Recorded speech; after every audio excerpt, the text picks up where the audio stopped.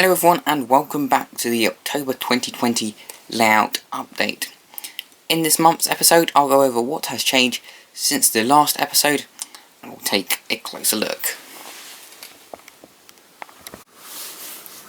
Last month I announced the start of the Bachmann 158 project, in which we'll be replacing the motor of this unit, changing the lights and adding interior lighting.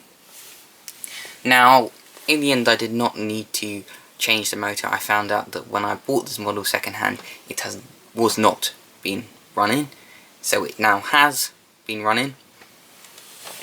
So it performs a lot better, so I won't change the motor. Interior lights have been added, they're working one coach only, the wire has come out in another one, haven't got around to fixing it. However, the directional lights are still to be changed, the old ones have been taken out. However, the finishing of this project has been delayed until further notice due to other projects on the go, which I will explain shortly. If we look around the layout, you may notice the absence of the Lima Class 50. If you were watching the Lima Class video running session, which came out a couple of weeks ago, you will be aware that the traction tyre fell off halfway through the video.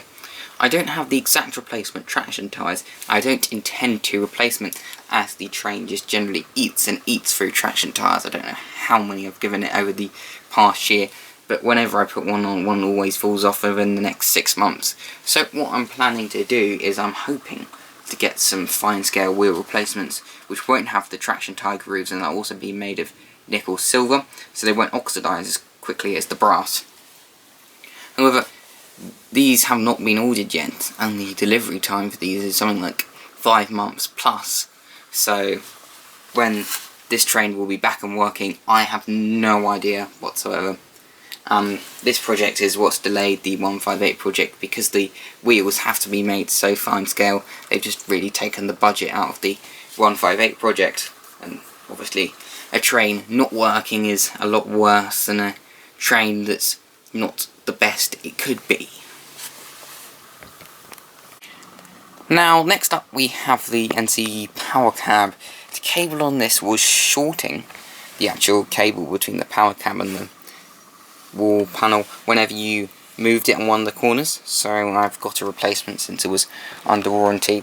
I also did get another cable, however this will be going back since it seems to drop the voltage by 1.5 volts from 14.7 to 13.2 volts compared to the NCE official cables that you just get from NCE with the power cab.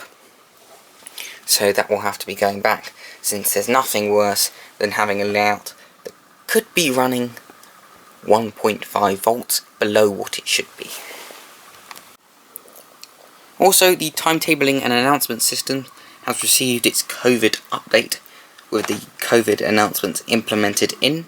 So, for example, when a train arrives at platform now, it says please stand behind the yellow line as the train approaches, and all that stuff. So make sure you're social distancing on the platform. So all of those announcements have been implemented into this.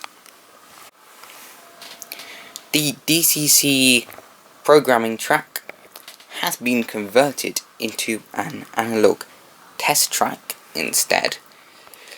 I cannot provide the reason for exactly, but I was hoping for it to be a 300 subscriber video, but unfortunately this stuff hasn't arrived and I have no idea when it will arrive. That is out of my control.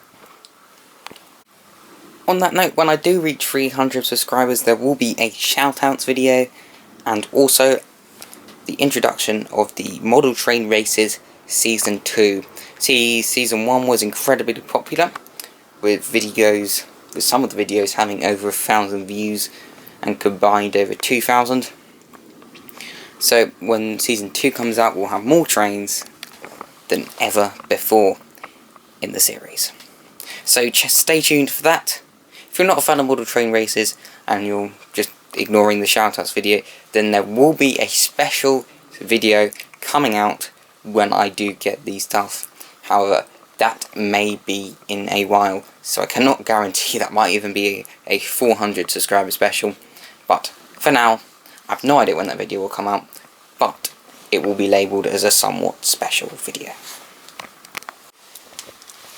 So I think that gets us to the end of the video. Before I leave you there, I'll just talk about the freight on the layout. I am working on revitalising the freight, stocking up on more wagons and getting more locos. This will probably be in effect over the next few years, hoping to get a 66 since they are one of my favourite models and one of my favourite trains in real life as well. But for now, thank you for watching, and I'll see you on the next video. When I do get to our 300 subscribers, I will be posting the special videos.